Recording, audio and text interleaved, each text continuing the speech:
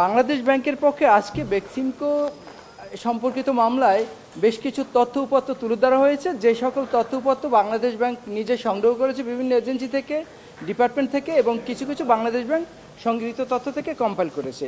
সেই তথ্য অনুযায়ী 30/11/2024 তারিখ অনুযায়ী বেক্সিমকো গ্রুপের অন্তর্ভুক্ত কোম্পানিগুলোর টোটাল লোন লায়াবিলিটি ছিল 50,098.3 crore টাকা, যার মধ্যে ক্লাসিফাইড ছিল 31,075.67 কোটি টাকা।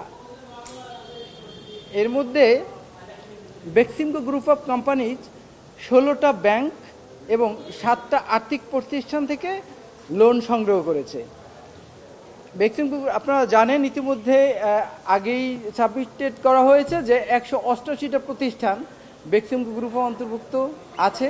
এই 188টা প্রতিষ্ঠানের মধ্যে এই পর্যন্ত পাওয়া তথ্য মতে 78টা কোম্পানি লোন এবং ফিনান্সিয়াল অ্যাসিস্ট্যান্স বিভিন্ন ব্যাংক এবং আর্থিক প্রতিষ্ঠান থেকে গ্রহণ করেছে। এই ব্যাংকগুলো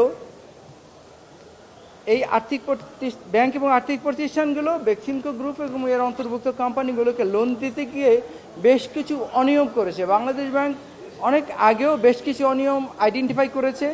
ইদানিং পরখ করতে গিয়ে বেশ কিছু অনিয়ম, এবং এই অনিয়মগুলো ইলিগালিটিস অ্যান্ড ইরেগুলারিটিস দুইটাই, অনিয়ম এবং বেআইনি, এই দুইটাই তারা আইডেন্টিফাই করেছে এবং তারা লিগ্যাল অ্যাকশন নেওয়া শুরু করেছে এসবের বিরুদ্ধে। আজকে কোর্টে আমি এই সব অনিয়মের বিরুদ্ধে অ্যাকশন নেওয়ার জন্য বাংলাদেশ ব্যাংকের পক্ষে আইনগত এবং তার সার্কুলারে কি কি সক্ষমতা আছে সেগুলো দিয়ে বুঝিয়েছি যে Bangladesh Bank is in a position to take legal actions against those banks. এবং যত অনিয়ম হয়েছে সেই সব অনিয়মের জন্য বাংলাদেশ ব্যাংক ওই ব্যাংক শিডিউল ব্যাংকগুলোকে ইনস্ট্রাকশনস দেওয়া, নির্দেশনা দেওয়ার মতো সক্ষমতা রাখে, সেটাই মূলত আদালত জানতে চেয়েছিলেন। তো আমার সাবমিশনের বিরুদ্ধে বেক্সিমকোর লয়ারের কিছু সাবমিশন থাকবে, কিছু উত্তর থাকবে, এবং সেই কারণে কোর্ট আগামী বছরের মানে 22শে জানুয়ারি এই মামলা আবার পরবর্তী শুনানি নির্ধারণ করেছেন।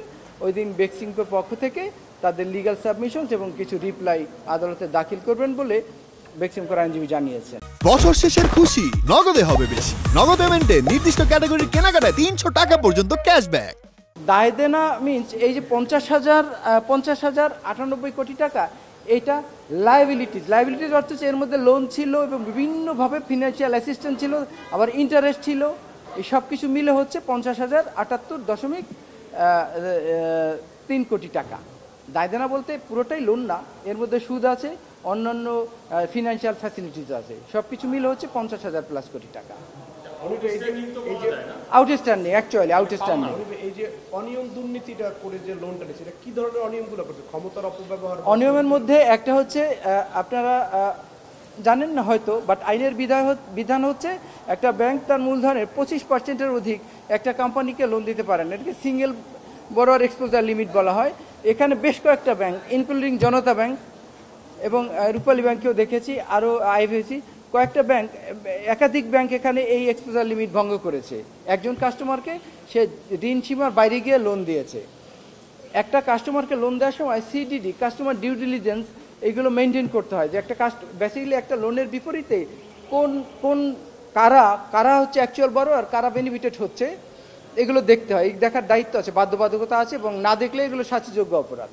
তো সেই ক্ষেত্রে আইবিসির ক্ষেত্রে একেবারে ঢালাওভাবে সে 13টা কোম্পানিকে যে পরপর লোন দিয়েছে সেগুলো কিছুই দেখে না যে who are the actual borrower behind this loan, দেখে নাই। তো এরকম আরও কয়েকটা কোম্পানি এরকম নির্দেশনা ভঙ্গ করেছে, যে কারণে এখন ওই লোনগুলোর হদিশ বা ইপাই ট্রেস করতে বরং সময় লাগছে।